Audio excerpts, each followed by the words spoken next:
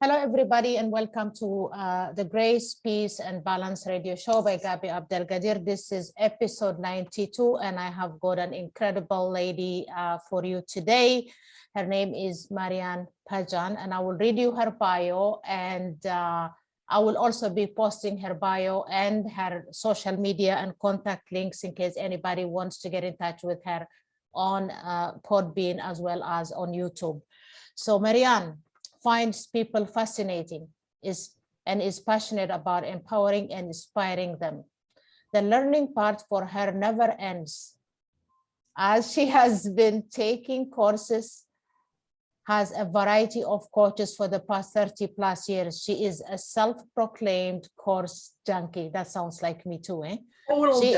I know it. She is a 5-time international award-winning best-selling author, Guinness World Record holder, and participant, an empowering coach, a workshop facilitator, retreat leader, oh my goodness gracious, ordained minister, award winner, and international forum for advancement in healthcare, a Reiki Master, meditation specialist, Kundalini Yoga teacher, a digital TV host of Meditation Millionaire, radio host on Magnetic FM radio of 3 shows, Meditation Minute with Marianne, self-empowerment and real estate insurance. Is that ins and outs? Insurance ins and outs. Yeah. No, real estate ins and outs. Ins and out, and a real estate agent with EXP Realty.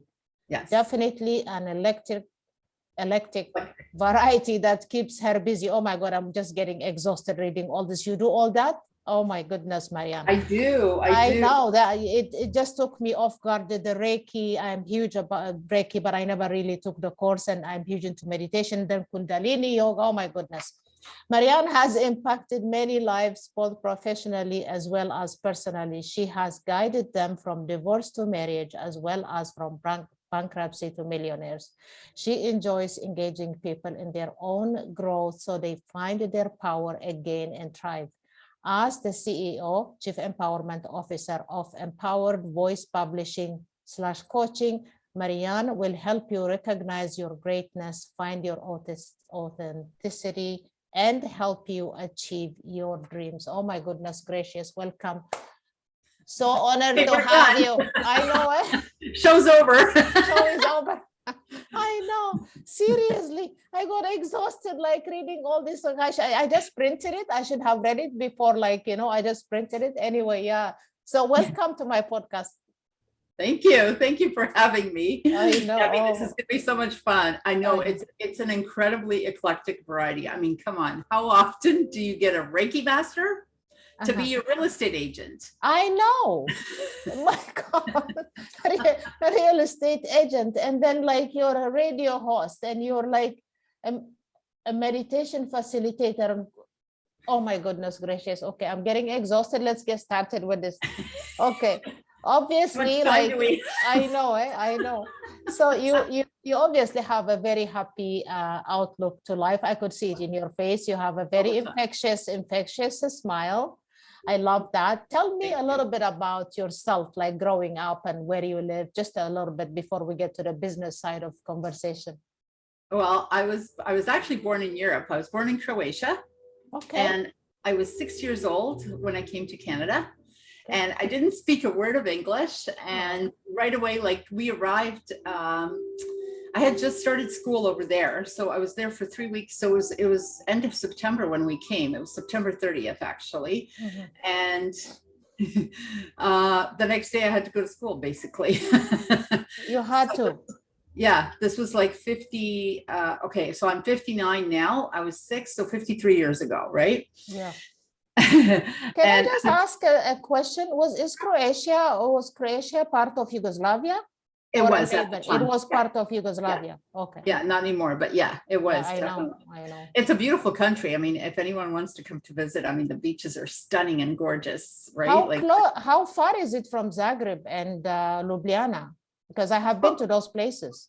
Well, Zagreb is where I used to live. Okay. So I'm from Karlovac, which is like a half an hour, I guess, over with the new roads. It's about a half an hour away. Okay. But I did actually live in Zagreb when I lived there, because I went back as an adult. Oh.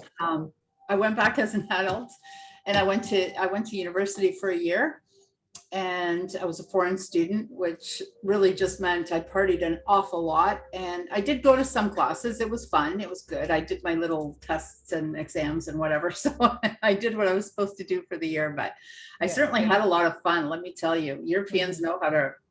Yes. Oh my goodness. They do know like how to enjoy life. Yeah. Oh, enjoy it. And like, we're out for a coffee in between classes all the time, and having all kinds of ridiculous pastries, and somehow nothing sticks to you, nothing.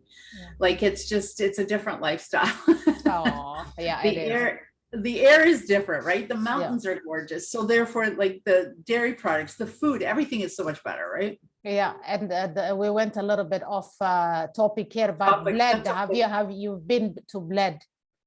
So Bled is now, that's another country now. So that's no longer part of Croatia. Or part of Yugoslavia. It's Slovenia. So I have been a long time ago. I've been to Ljubljana a long time ago. I actually have 2 aunts that live there. They both married Slovenian gentlemen. And so my cousins live there, and I love them. And in case they're ever listening, I love you. Yeah, I know. Lovely. Yeah, who knows? Yeah. Oh, yeah, but we're all from the same area. But yeah, we're all kind of scattered. I have a cousin in Australia that I love so much, and there's some in Germany. Oh my gosh, and we're just like all over, like different parts of Croatia, and so, and I have some relatives here, and I have a cousin in Bramford for local people. Okay, that's nice. Okay, so you went to school, you grew up here, and how did you get into all this business? I was about 16, and I worked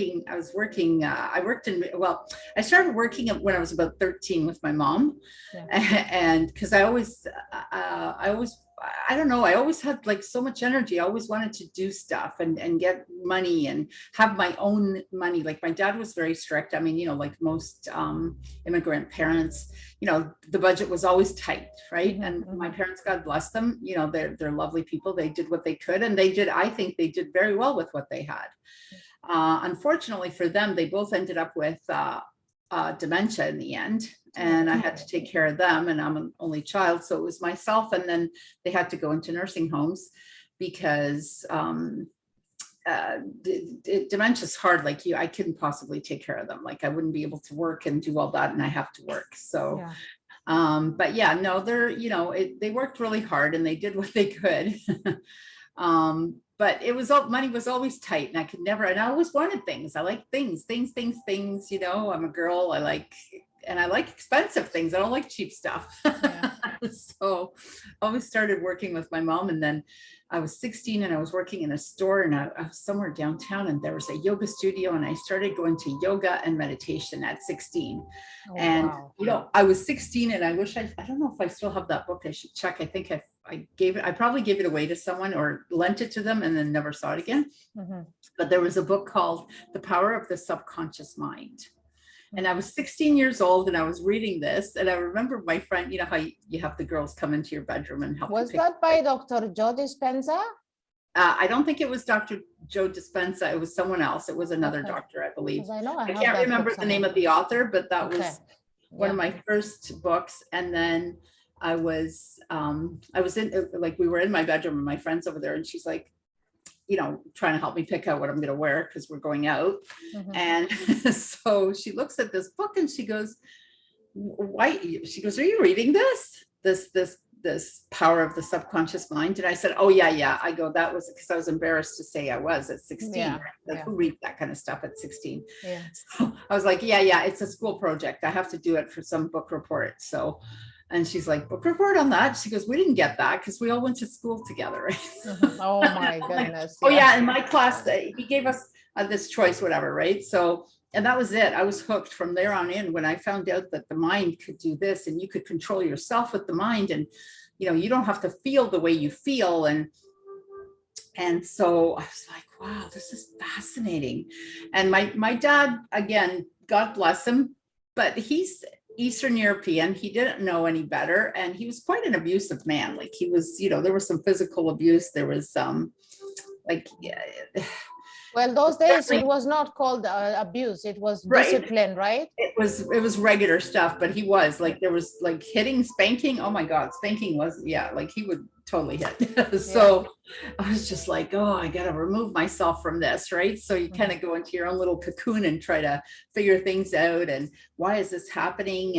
And then I, realized the power of meditation and prayer, right? Like I would sit there and pray for things, for him to calm down, and then eventually he would. And I started believing in that. And then, meditation and this and that. And I'm like, wow, this is great. And then I just started reading more and more books. I can't even remember, all the books and courses in my lifetime that I have had. I have flown all over the world for a variety of different courses on any kind of self-development, self-empowerment, self-growth.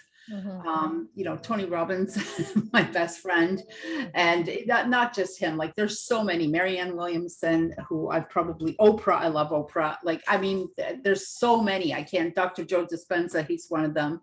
The Secret. I'm actually, oh my God, I'm going to toot my own horn for a second. I'm in a book with Bob Proctor. Oh, okay. And the best advice. What was the first? What? The best advice for coaches. So for it's coaches.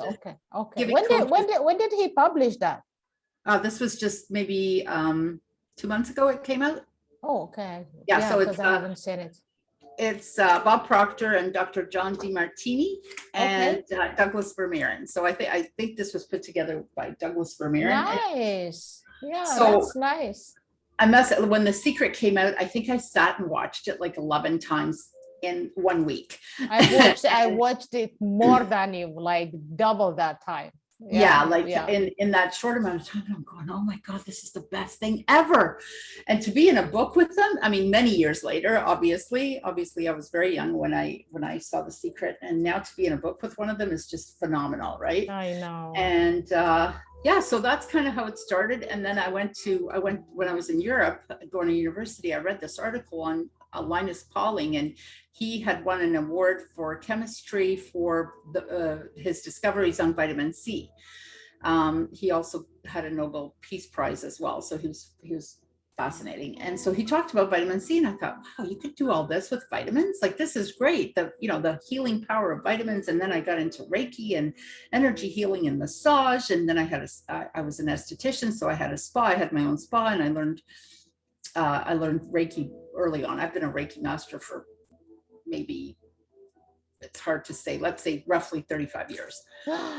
Wow. And I've been teaching it for a while. And then, since then I've accumulated other courses. So I call it more energy healing now, because there's such a huge collection of different things mushed together.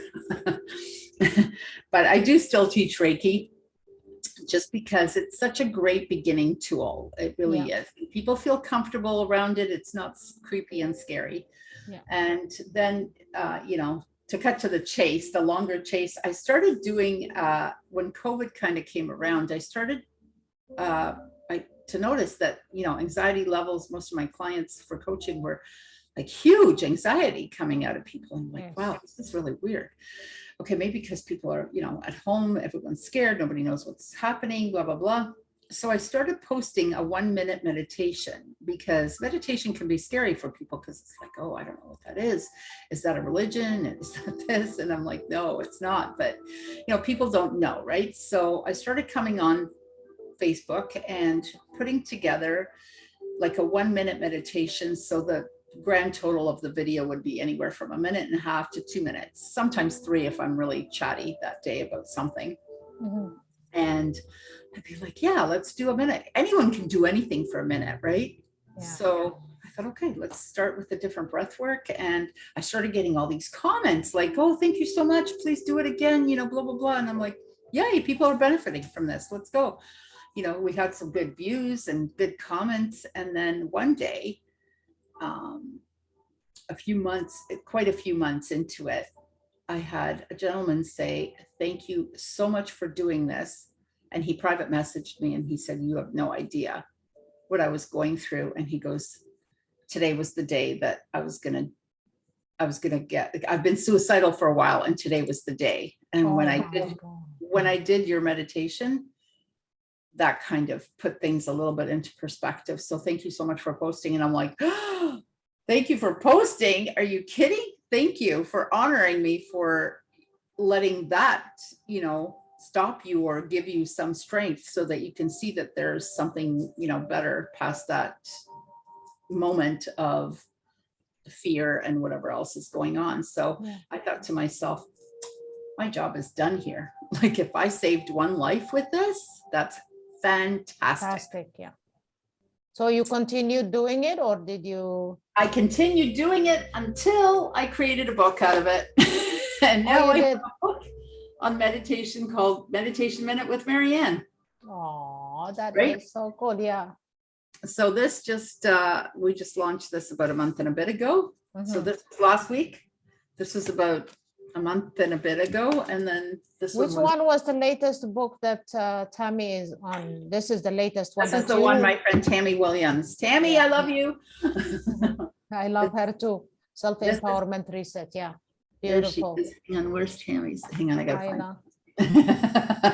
Tammy has been super, super helpful. Okay, she's right here. She is incredible. Tammy Williams. Yay. That's our girl. Tammy, we love you.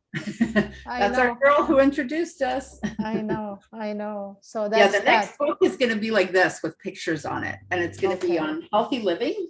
Yeah. Okay. And then I'm gonna do a real estate one too. Okay. And this was actually my first book. So I have committed myself to 12 self-empowerment reset books, and each one will have a separate title. Okay. Oh, that's amazing. Incredible. So now you're a publisher as well. It's not only like you're an award-winning author or that, you also started your own publishing company. Tell me about that. So a year and a half ago, I met a gentleman called Robert J. Moore. And long story short, he said, I think you should be an author. I think you should write in this book. And I said, no, I'm not going to write in this book. That's not going to happen. And he said, no, I really think you should, you know, you have some good, you know, whatever. I have this series of, I have this entrepreneurial book. And I'm like, yeah, I'm not really, I'm probably not going to do it. So, you know, but if you had a wellness book, I might write in that. That's what I said to him, because I was all into wellness at the time. And the next day at 10 o'clock in the morning, he says, okay, so the person who introduced us was my professor at the time, because I was taking an integrative medicine course. And he says, so he's going to manage these 10 books. There's going to be 10 books on wellness. And I said, 10 books on wellness. I said, holy smoke. And he said, well, he goes, you should at least do one. And I said, well, yeah, now that I opened my big mouth and said, yeah, you know, if you had a wellness one, I would do a wellness one. So of course now I had to do it because I have all kinds of integrity, because I think karma is just really bad. If you said you're going to do it, you better do it. Yeah. And I like doing that. I think if I made you a promise, I'm going to fulfill it, you know, unless something horrible happens, but nothing horrible is going to happen and stop me from writing a one chapter. Right. So it's okay. I'll write a chapter. And he says, well, he goes, why don't you think about writing in all 10? And I said, I'm not writing in all 10. What's wrong with you? No. So the next day he's like, I think you should write all 10. I did, you know, I really think you have something to say here. And I said, okay, what's the theme? You know, what are the themes? And each one had, like, one was on diabetes. And I said, oh gosh, my dad was diabetic. Oh, this, that, my uncle's diabetic. Oh, okay. Dementia. Oh, I could totally write one on dementia. Oh, weight loss. Oh, I'm always struggling with my weight. So I could always write one on weight loss. All this starts. I go, okay, fine. I'll do all 10. Oh, wow. And I said, wow, did I just commit to 10 chapters? Like, what's wrong with me? I don't have time for this. Like, what's going on? And then one thing led to another. He says, so I think, you know, why don't you just go into this one other one, and then you'll see how it is. And it's all on entrepreneurship. And I said, okay, fine. I'll just do the one, like, what, you know, whatever. He goes, it's coming out really soon. I go, fine, I'll just do that one. And I said, okay, but I'm up to 11. Like, that's a lot. I said, no more. 4 days goes by. I think he just wanted to give me some time to breathe, because he knew the answer. No. Yeah. He calls me back and he goes, so, you know how your professor is managing these, and he's going to go on as like the head co-author. He goes, I have the same plan for 10 entrepreneurial books. And then you could be the head co-author. And I said, head co-author.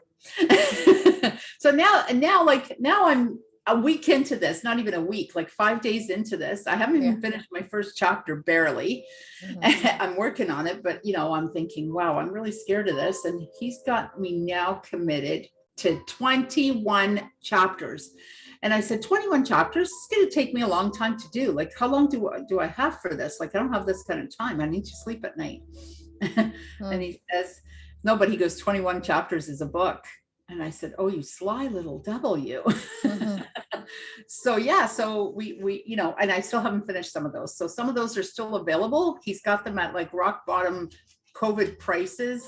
And so if anyone's interested in coming into a book and getting exposure, it is one of the best things you could do for marketing. And then about 2 months ago, maybe a month and a half ago, he started with you should do a publishing. You should do a publishing. You should have a publishing company. Yeah, I think you should do a publishing company. Yep. You should have a publishing company. And I said, no, I'm not going to have a publishing company. I've got real estate. I've got this. I've got coaching. You don't have time. And every day I saw him, each time I saw him, you should really think about that publishing company. And I said, oh my God, like, are you kidding me? I'm not opening up a publishing company. Like, I'm just not doing it. But you did. And then I have a mastermind. I'm in a mastermind group with a group of people from the UK. And so one of the ladies says, she goes, oh, does anybody have like an ask? Like, do you have an ask for the thing? And I said, yeah, what if I were to have a publishing company, help me pick out a name. So here's some names, whatever by the end of that session, it's a 2-hour session for us. Yeah. It was done. I had the name for the publishing company. So Empowered Voice Publishing. Empowered Voice Publishing. I got off the mastermind and I messaged him. I said, okay, I have the name, so I guess I'm doing it. And he goes, oh, good. He goes, you better hurry up and go make your logo and go register your name, the business name.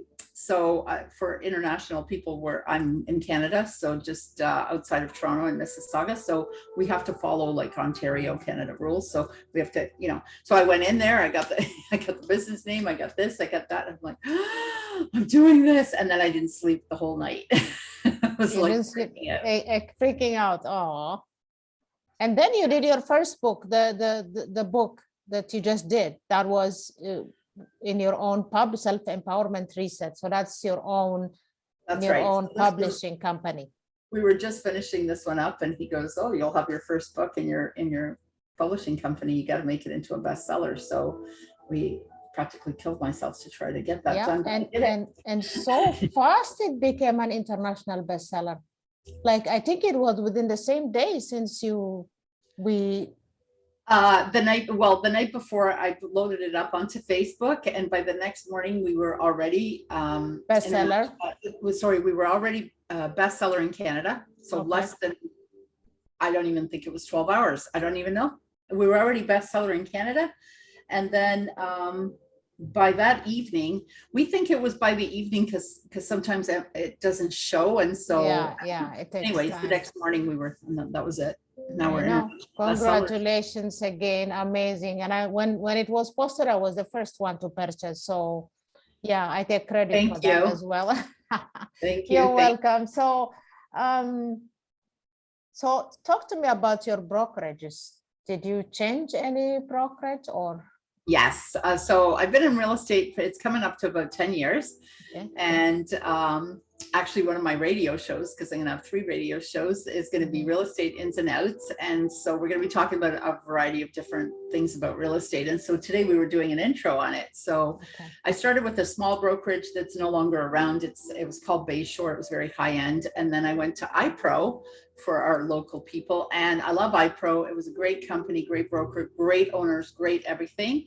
But I really wanted something international. So I think along with my big thinking and thinking big in general, here comes, I need something international. So EXP is currently the fastest growing brokerage in the world. And it's like crazy, and it's cloud-based, and it's amazing. And everyone that I've ever had to deal with there has been like super, super duper friendly.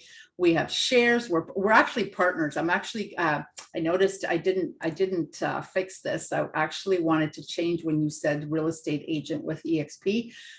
I actually consider myself to be a real estate partner with EXP.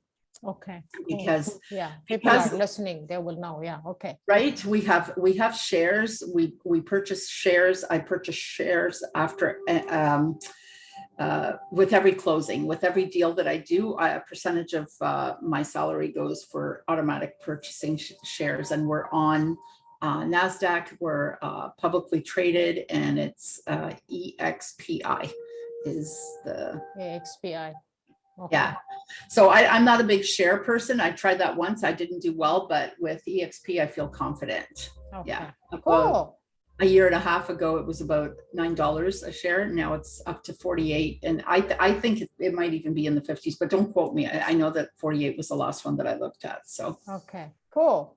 So you also talk about the importance of having a coach. Why do you have a coach? Why do you feel like you need to have a coach? I think everyone should, needs to have a coach. Yeah, I know. I think everyone needs to have a coach, because if you had asked me, I did have a psychic reading, when your friends give you these psychic readings for Christmas and for your birthday. So I had one, and she did say, she goes, you're going to be an author. And I said, I'm not going to be an author. I'm not good at writing. I can't even spell right. Like without spell check, I'm a disaster zone. Like, no, I'm not. That's not my gift. And she said, yeah, it is. She goes, you're gonna write a lot, not like a little bit, like a lot. I'm not gonna be an author. I don't even know what you're saying, but whatever. And so, yeah, he's the one that put the idea there. He's the one that held my hand through it. He's still holding my hand through it. We're still not, fully sufficient, but I am starting to already talk to people. People have already expressed an interest. I have 1, 2, 3 books coming up. I don't know that they'll necessarily, maybe one of them will be done by Christmas. Who knows? Are they going to be a co-authorship thing or like individually?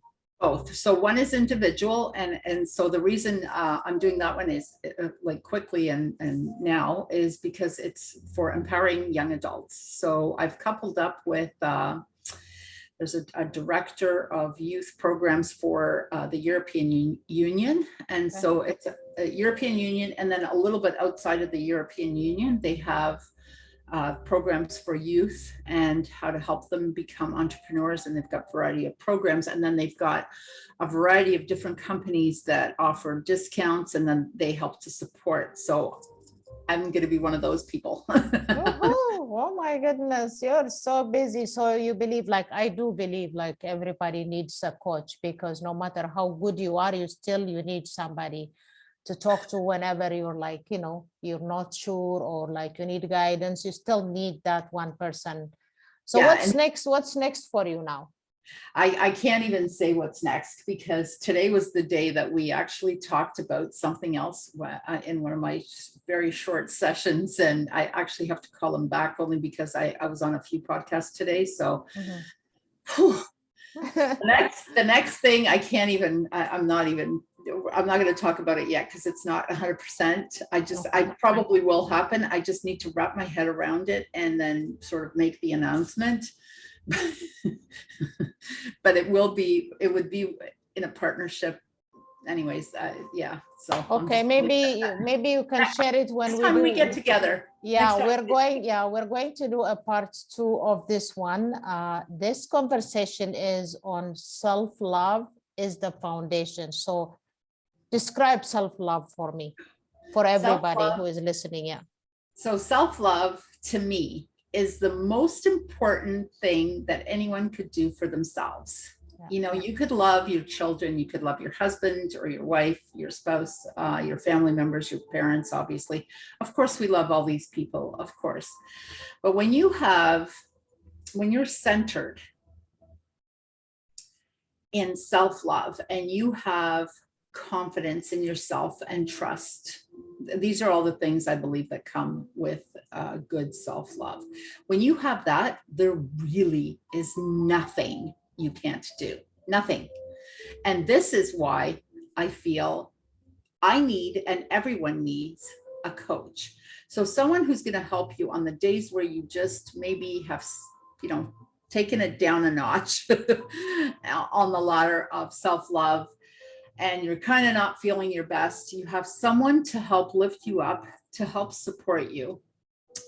Self-love could be anything. Self-love isn't just taking a bath in Epsom salts and going to the spa.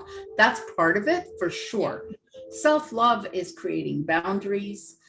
Self-love is taking time for yourself and saying no.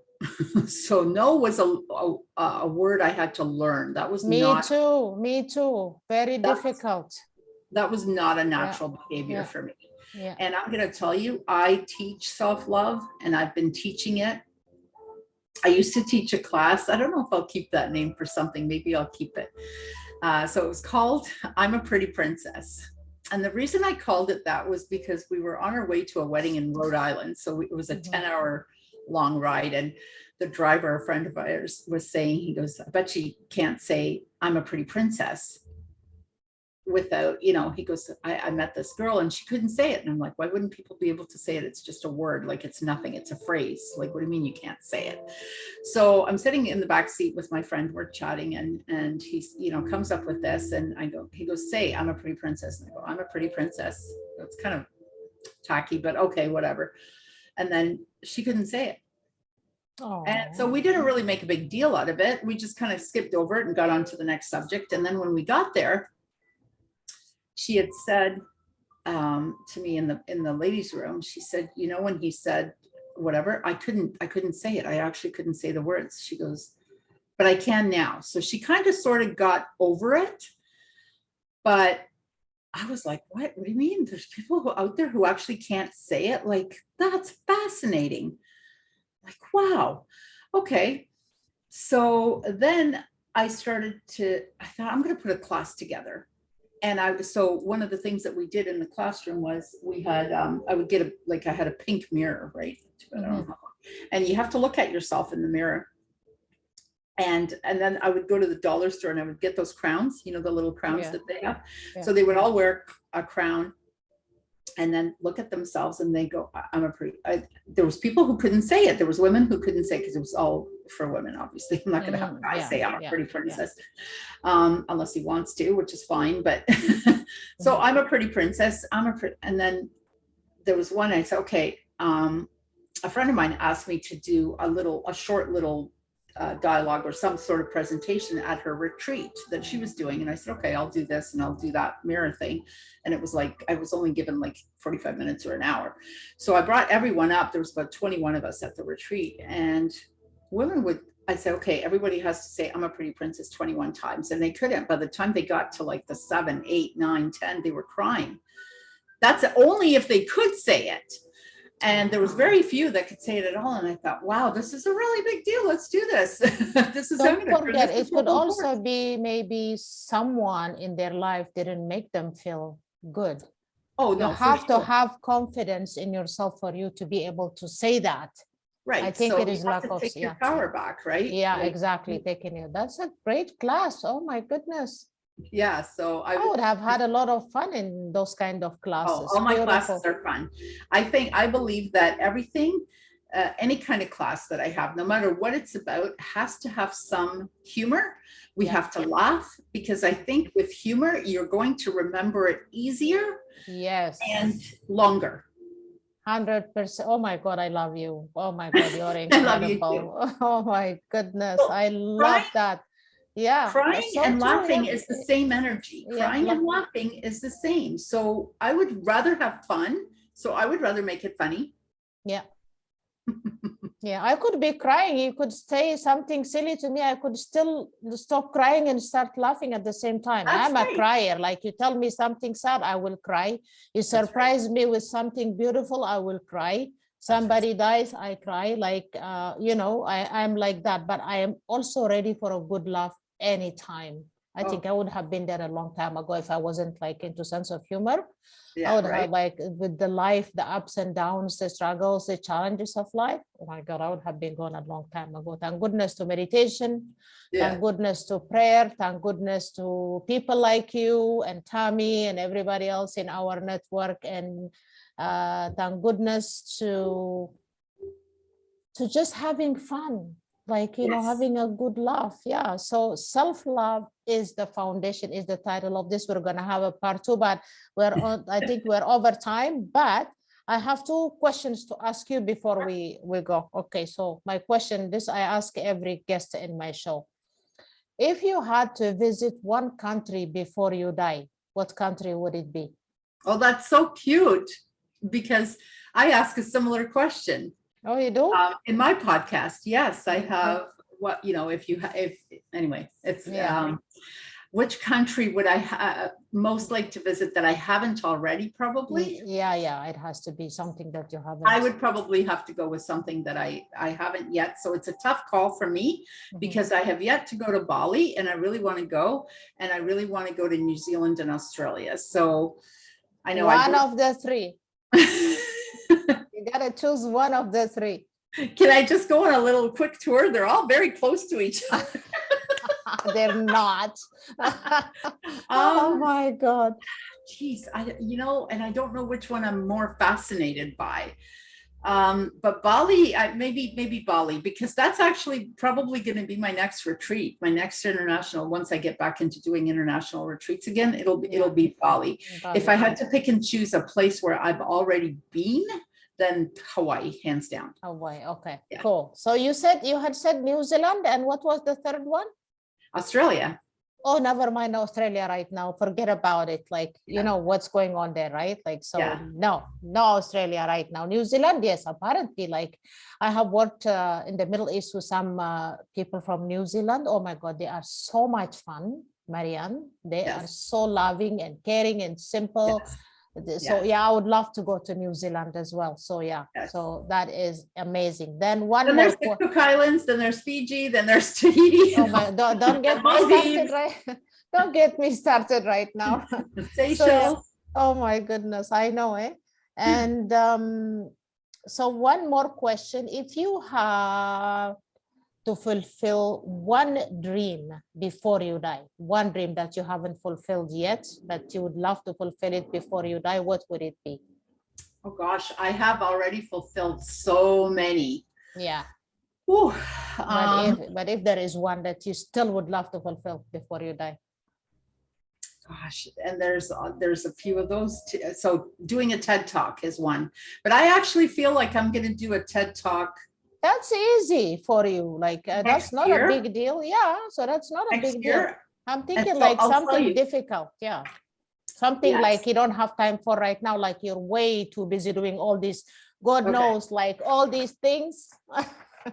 Yeah. Okay. So one of my big desires, it would, okay. So that would be to open up a charity. And so not one, but two. Not one, but two. So I would like one local one, and I already have someone who would run it.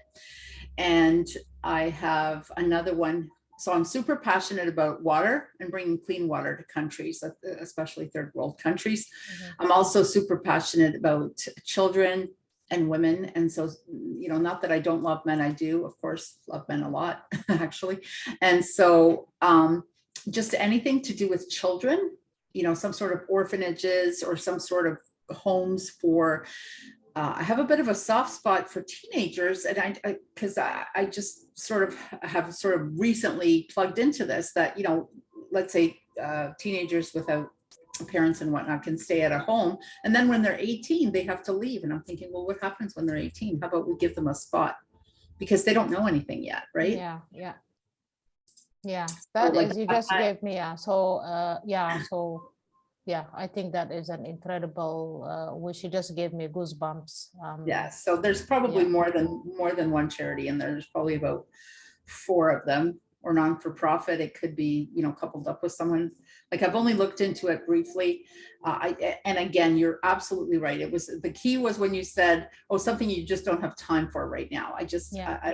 But soon in the very, very near future. Yeah. I would like to be part of that. Think of that. Okay. I'd like to be, because I'm also very passionate about children, and my friends would laugh at me, but I'm also very passionate about seniors.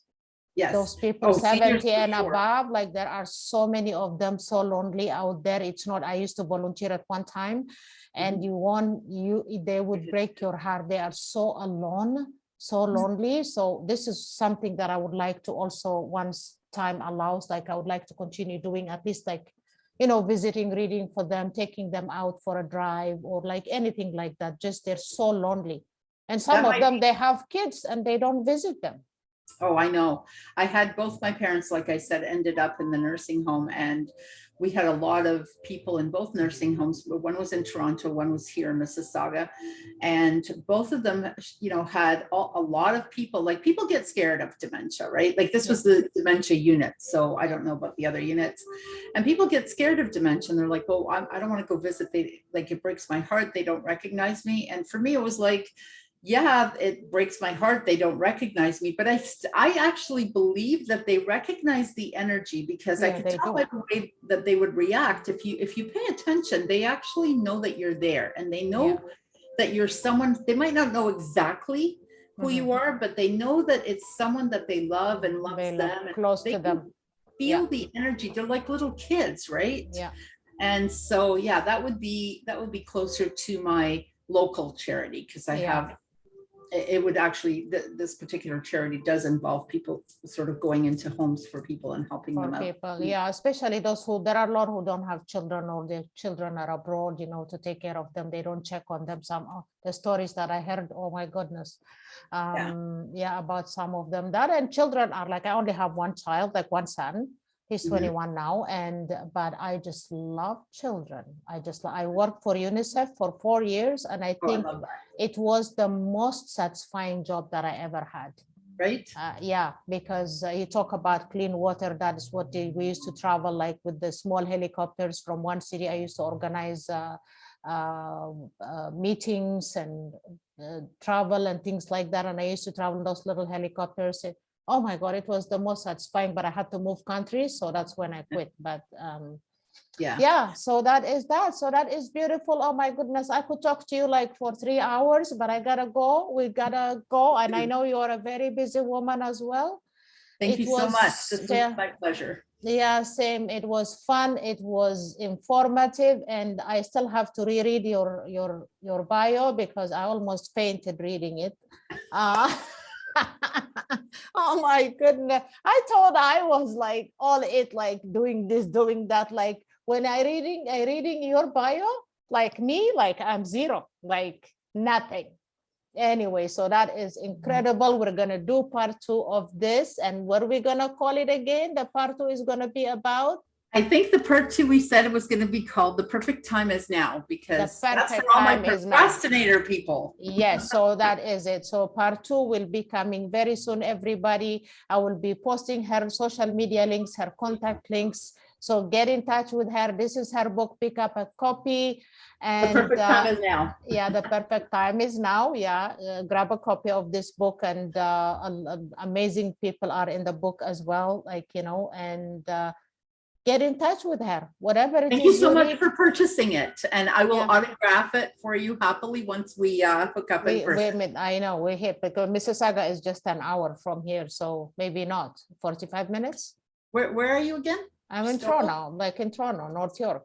Oh, North York. Yeah. So it can be an hour because of traffic, but I think if we were to go early or late enough, it'd be like probably half an hour. Yeah, no, we have to do it when we can avoid traffic, and we can drag Tammy Williams with us. Yes. Okay. Yes. Yeah. Okay. Tammy's got to get out. She's another one that works like a mad woman. Oh my goodness gracious. She doesn't even sleep, that woman, I tell you. No. And she'll call me. We'll both be up at like 4 a.m. talking to each other. She goes like, "Why aren't you sleeping?" I go, "Why aren't you sleeping?" Exactly. I have clients that I coach in Australia and the UK. Oh, that's why. In the UK, you got to be up early for us to capture them. And for Australia, I have to stay late. And sometimes it overlaps. Yeah. And there's no sleeping. Same with her also. Yeah, she has clients. But for me, like, I'm an early riser. I'm also an early bird. Yeah. So yeah, I'm up at 5 like every day. So, but I like 11 would be my maximum. Yeah. Only when the energy is heavy, which I have been feeling lately, the energy is heavy. That's when I can't sleep early. I feel. Have a solar eclipse. We have a solar eclipse coming up on Saturday. Yeah, that's why. But other than that, like, it's been a pleasure. Thank you so much. Up until the next episode. Okay, everybody. Thank you for watching. Keep comment, share, and subscribe also. Take care. Okay. Oh, love you. Thank Until you. the next Happy episode. Thursday. Yeah. Bye. Thank you.